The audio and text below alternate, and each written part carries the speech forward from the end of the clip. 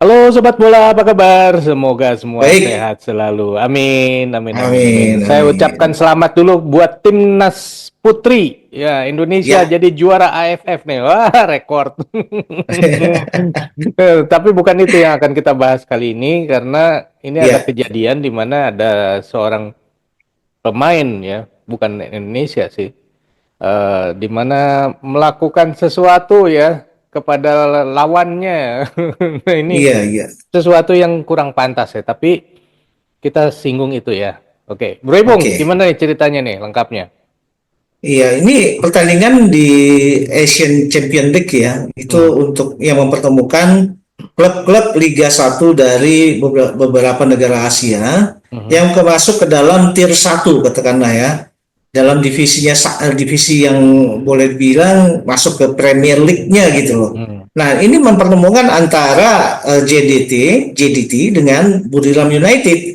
Nah, di sini tentu kalau kita lihat bagaimana pertandingan yang dilangsungkan di Malaysia, itu ada kejadian-kejadian yang saya pikir agak-agak mencoreng ya, mhm, mencoreng sportivitas di dunia olahraga, terutama di sepak bola. mhm, Selain dari munculnya 3 kartu merah, tapi ada satu pelanggaran yang saya pikir ini juga sudah nyeleneh ya, sudah melewati batas-batas kesopanan, batas-batas kesusilaan katakanlah ya. Ketika Teraton Bumatan sebagai seorang senior di sepak bola ASEAN, dia juga pernah bermain di Yokohama Marinos di Liga 1-nya Jepang. Tentu kan diharapkan bahwa dia juga harusnya punya attitude yang baik. Tapi kenapa sampai terjadi dia melakukan pelanggaran yang ini menjurus ke seksual harassment gitu ya. mhm, Ketika dia memencet bagian vital dari Arif Aiman. Dan ini kan tentu mengundang reaksi yang sangat tidak pantas ya. mhm, Ketika ada seorang pemain profesional melakukan tindakan-tindakan yang di luar batas-batas kesopanan. Kalau misalkan kejadian ini berupa tackle atau kaki yang masuk ke arah katakanlah selangkangan, itu mhm, mungkin tidak terlalu bagaimana ya, walaupun itu juga sebagai sebuah tindakan yang tidak pantas. Tapi kalau tangan sudah melakukan dalam tanda kutip meremas ya, meremas bagian vital, ini sudah kelewat batas gitu loh bro. mhm. Nah ini konon menjadi sorotan dari Hmm. FIFA juga ya, Bro? Betul. Karena FIFA juga kan melihat bahwa ini sudah di luar code of conduct dari permainan sepak bola. Hmm, Nah, kalau saya katakan tadi bahwa kalau pelanggaran itu dilakukan mungkin dengan kaki atau dengan kepala yang mengarah ke arah daerah selangkangan, daerah area-area rawan, itu mungkin tidak terlalu begini ya imbasnya ya sampai hmm, FIFA harus mengeluarkan statement.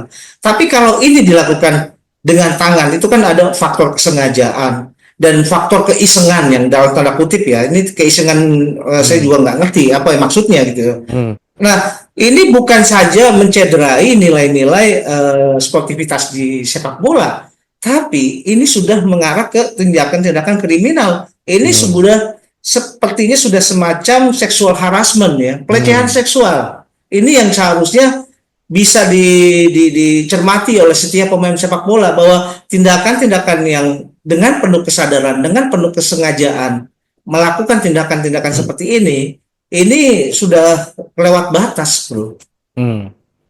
Sepertinya FIFA akan ikut-ikutan campur tangan dan memberikan hukuman ya, Bro? Nah, kalau sampai sejauh itu saya belum tahu ya. Tapi Hmm, kalau misalkan FIFA sendiri sudah memberikan statement, tentu dari AFF, dari AFC, ini juga kan harus menindaklanjuti ya bahwa hmm, induk olahraga sepak bola dunia saja sudah memberikan sinyal-sinyal atau statement-statement yang mengecam tindakan tersebut. hmm, Mengenai tindak lanjutnya mungkin yang akan bertindak adalah AFC ya, karena ini dalam hmm, dalam kerangka atau konteks persepak bolaan di Asia gitu bro. hmm. Nah, ini apakah memang ada pengalaman yang dulu juga serupa atau yang mirip-mirip atau gitu, Bro, dengan kejadian seperti ini atau seperti apa nih sebenarnya attitude-attitude yang seperti ini di kawasan Asia Tenggara, Bro? Nah ini memang di kawasan Asia Tenggara attitude-attitude sepak bola yang seperti ini yang kalau kita lihat mungkin kita melihatnya pada liga di bawah dari Liga 1-nya ya, Liga 2, Liga 3 yang mungkin tidak terlalu terekspos atau bahkan mungkin Liga Tarkam ya. Itu memang attitude yang seperti ini memang sangat membahayakan ya. Artinya mungkin kita tidak bisa memang pengecualian pada tindakan yang dilakukan oleh Teraton. Tapi tindakan-tindakan tidak sportif yang berusaha mencederai lawan ini banyak beredar di liga-liga di Asia Tenggara. Sebagai contoh gini, salah satu alasan Pak Hang Seo untuk tidak ingin melanjutkan kiprahnya di pesepak bola Vietnam, dia itu mengeluhkan mengenai attitude ya, attitude pemain Vietnam.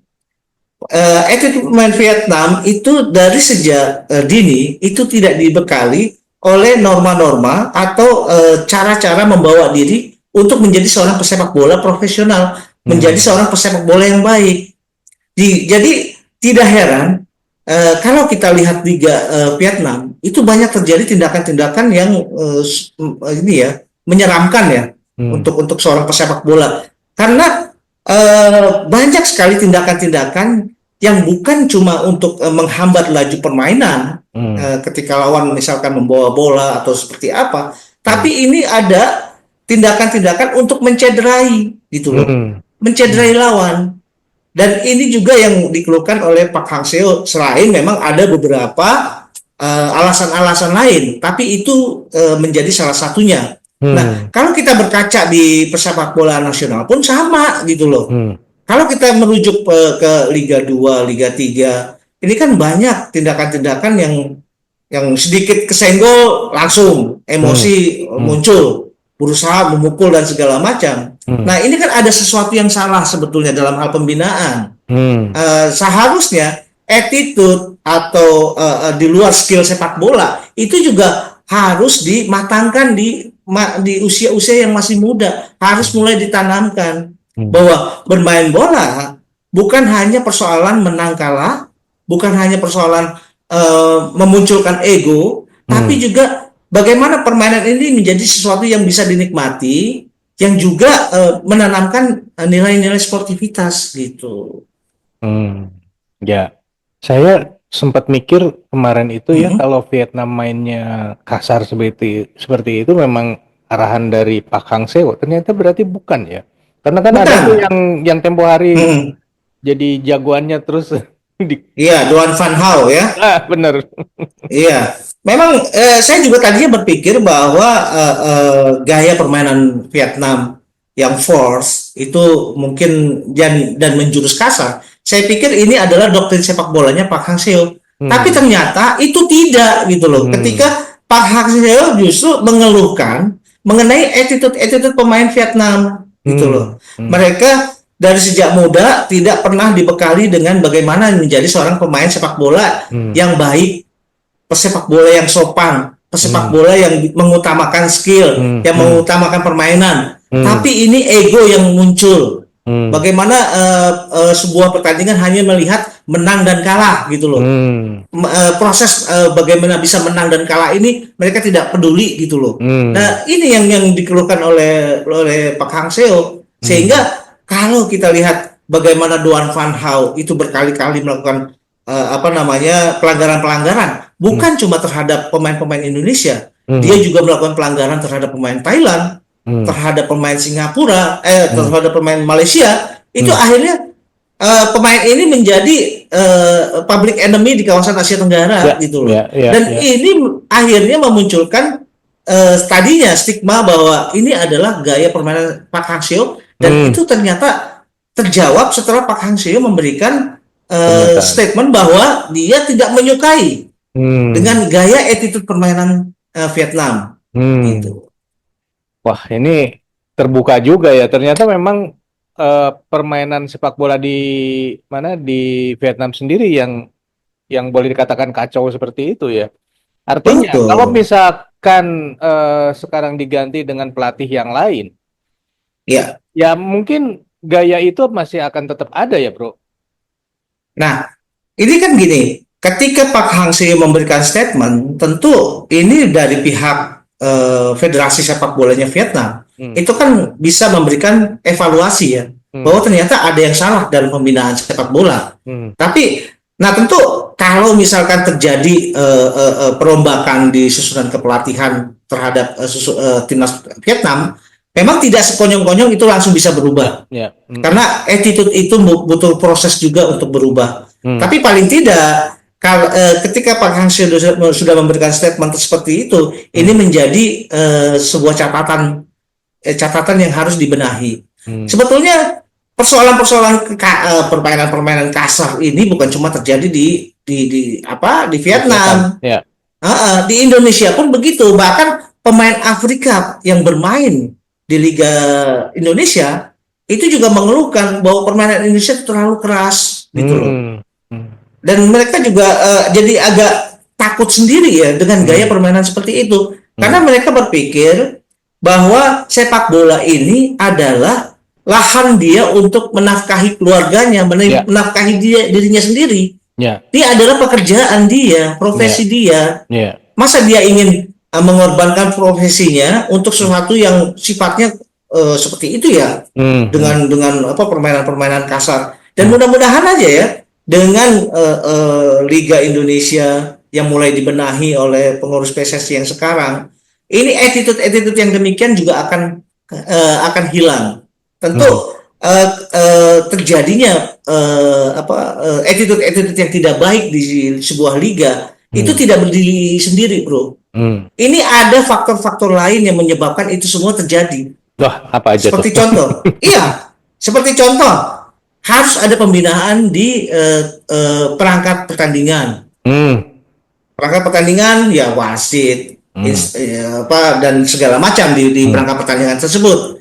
Ya tentu harus ada dibenahi bahwa sepak bola ini adalah murni olahraga dan tidak boleh ada unsur-unsur lain ya. Misalkan peranan dari pihak ketiga ya mafia segala macam. Kemudian attitude dari fans sepak bola itu juga punya pengaruh. Jangan sampai fans sepak bola ini seperti memberi kompor ya, memprovokasi pemain-pemain untuk bertindak di luar batas, gitu loh. Kemudian dari kepengurusan dari masing-masing klub ini juga harus mulai berbenah bahwa sepak bola yang baik adalah sepak bola yang santun, sepak bola yang mengutamakan sportivitas. Seperti masih banyak lagi hal-hal yang lain. Dan mulai dari kita saat ini di Indonesia kan begitu banyak menjamur SSB. Mungkin attitude itu harus sudah mulai ditularkan di tingkat pembinaan SSB. Sehingga kedepannya mungkin attitude itu sudah menghilang gitu, bro. Ya, attitude yang menghilang itu yang buruk-buruknya diganti dengan attitude yang baik-baiknya ya. Seperti misalnya makan yang rapi, terus tidak sembarangan dimakan. Betul. Ya, maksud saya gitu, bro. Jadi attitude itu bukan cuma attitude di lapangan ya. Iya, betul. Attitude itu adalah sebuah kedisiplinan. Kedisiplinan yang Bro Eri bilang sampaikan tadi itu betul banget ya. Dia juga harus punya disiplin kapan waktunya dia berlatih. Kapan dia harus istirahat. Kapan dia harus harus serius dengan dengan kepelatihan yang seperti apa. Dia harus mampu memakan semua program-program yang diberikan oleh pelatih dengan baik ya. Nah, ini juga kan sebuah bentuk kedisiplinan, sebuah bentuk attitude yang dituntut dari seorang pesepak bola. Saya pernah ingat waktu itu ada STY juga pernah menegur salah satu pemain di level timnas tentunya. Di mana pemain ini dianggap bisa membuat cedera lawannya dan juga teman bermainnya gitu. Dan waktu itu STY mengingatkan bahwa ini adalah pekerjaanmu dan kamu tidak boleh juga mencederai orang lain karena itu adalah pekerjaan orang itu gitu. Sesama sepak bola ini adalah bekerja, jadi tidak pantas untuk saling dalam tanda petik memakan gitu ya, mencederai gitu. Saya lupa siapa yang ditegur, tapi itu STY juga membawa attitude ini ke dalam timnas Indonesia. Iya, memang saya lihat memang perubahan banyak terjadi attitude dari pemain-pemain nasional kita Mhm. itu setelah ya ini kita tidak boleh menafikan ya Mhm. bahwa di sini ada peran STY juga Mhm. dalam membuat attitude pemain kita menjadi lebih profesional. Mhm. Seperti contoh ya makan aja, pola makan aja, Mhm. pola makan, pola latihan. Mereka juga apa namanya diberikan latihan-latihan bukan hanya latihan yang sifatnya permainan sepak bola, Mhm. tapi dia juga harus membentuk massa otot dan segala macam. Mhm. Bagaimana otot bisa dibangun dengan asupan gizi yang benar, Mhm. gitu loh. Mhm. Ini kan sudah masuk ke dalam sport science ya. Nah, Mhm. ini yang harus dilihat. Ini perkembangan yang baik. Mhm. Sebagai contoh juga bagaimana attitude pemain yang di luar batas ya pada akhirnya kan tidak pernah dipanggil lagi oleh Ya, STY gitu betul, loh. betul. Nah, ini kan juga memberikan sinyal yang baik bahwa kali ini manajemen sepak bola timnas itu tidak ada yang namanya toleransi terhadap Mhm. tindakan-tindakan di luar attitude-attitude yang dibenarkan gitu loh. Mhm. Nah, kalau misalkan ada pemain hebat kemudian punya attitude buruk, dia Mhm. juga tidak akan pernah bisa bermain di timnas. Dan Ya. itu sebuah sinyalemen yang bagus, indikasi yang bagus Mhm. bahwa dibutuhkan ketegasan. Jangan kita menganggap wah ini sayang nih, Mhm. dia pemain yang bagus, tapi ya memang attitude-nya buruk. Nah itu ini bahaya sekali. Nah, ini yang kemudian ditularkan oleh STY. Walaupun sebetulnya di level dunia kita kan sering melihat banyak sekali keluhan-keluhan dari pelatih-pelatih top di Eropa Mhm. itu juga mengeluhkan bagaimana attitude dari pemain-pemain Brazil yang Mhm. rada-rada agak aneh-aneh gitu loh. Mhm. Nah, ini pada akhirnya kan ketika dia berada di masa-masa puncaknya dengan attitude yang dia bawa, itu tidak akan kemana-mana akhirnya. Mhm. Dia Mhm. akhirnya karirnya begitu pendek, selesai pada sebelum golden age-nya dia Ya. berakhir, Mhm. tapi itu sudah selesai. Mhm. Sementara dia sudah untuk comeback itu udah susah lagi kalau Mhm. masih membawa attitude yang lama Mhm. gitu. Kalau lihat ya, contoh di Indonesia misalkan, ya beberapa Ya. pemain pernah dipanggil oleh STY, tapi karena sesuatu hal, karena attitude itu kemudian dipulangkan dan tidak dipanggil lagi sampai sekarang. Ada yang seperti Betul. itu kan? Banyak, banyak gitu. Banyak ya. Kita bisa nyebut Iya. nama lah. Kalau di Google juga pasti dicari banyak lah nama-nama itu. Gitu ya. Iya, iya, iya. Tapi ya ada juga yang Mhm. eh, video yang muncul nih kemarin itu saya lihat Rizky Ridho digoda oleh kakaknya dengan mie instan. Oh iya, ini ada satu lagi ya yang Hmm. saya pernah lihat dari seorang Rizky Ridho ketika dia apa memulai karir di tingkat level usia masih 14 tahun gitu ya. Hmm. Hmm. Dia itu kaget ya, ada pemain-pemain yang pernah bergabung di Garuda Select. Hmm. Tiba-tiba ketika latihan selesai dia masih apa berusaha main di treadmill segala macam. Hmm. Itu Rizky Ridho bilang, "Ah, ini orang cuma mau ngambil ini doang nih supaya apa mau Ya, cari muka sama cari pelatih muka. gitu." Nah, tapi begitu dia masuk ke pelatihnya ST, dia baru sadar, oh iya memang begini yang betul. Harusnya emang begitu, bukan pamer doang ya, bukan cari muka Iya, ya. iya betul.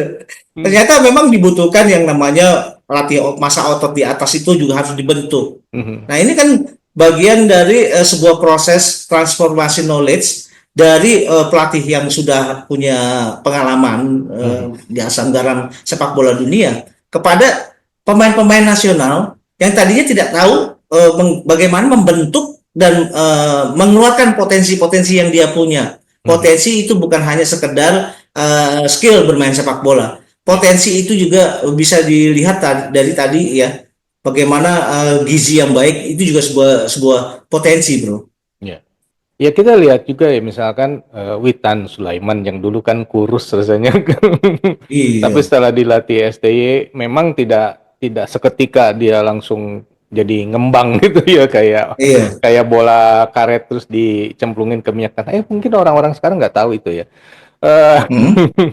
Berkembang gitu kan jadi Eh, berisi otot berotot iya, gitu kan ya itu kan bagus ya. Artinya eh, pemain kita pun sekarang sudah melihat bahwa apa attitude di luar lapangan juga itu penting, diantaranya adalah untuk mengembangkan masa ototnya. Kita lihat aja misalkan contohnya Ronaldo ya, Ya, CR7 itu kan. CR7 ini sampai umur sekarang itu masih latihan.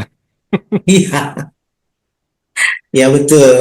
CR7 Muhammad Salah, bahkan istrinya Muhammad Salah itu sampai komplain. Hmm. Rumahnya ini bukan seperti rumah, rumahnya itu Hmm. seperti Gym. laboratorium. Oh, laboratorium. Bukan, laboratorium. Hmm. Laboratorium untuk pengembangan manusia-manusia baru katanya. Nah, itu kan membuktikan bahwa sebetulnya ada hal-hal yang bisa dicapai apabila kita disiplin. Hmm. Apabila kita mau berkorban, mengesampingkan ego, Hmm. mengesampingkan keinginan-keinginan. Hmm. Kalau kita berpikir bahwa karir yang kita tuju itu masih panjang. Hmm. Nah, mudah-mudahan ini menjadi pelajaran ya sebetulnya. Hmm. Ya. Oke, Sobat Bola, itulah obrolan kita mengenai attitude ya. Cicut. Di mana kemarin ada kasus di mana pemain dari Thailand me anu. Nggak usah dibahas lah menganunya gitu ya. Silakan buka Google aja. Tapi kalau menurut Sobat sendiri gimana nih di Indonesia ini, apakah attitude-nya sekarang udah mulai bagus nggak? Saya lihat sih kalau di level tim nasional ya udah bagus lah. Tapi entah nih di level Liga 1 atau Liga 2 atau Liga 3, kalau punya cerita silakan tulis di kolom komentar. Sekian dulu obrolan kita lanjut di obrolan lain. Sampai jumpa, bye. Thank you, bro.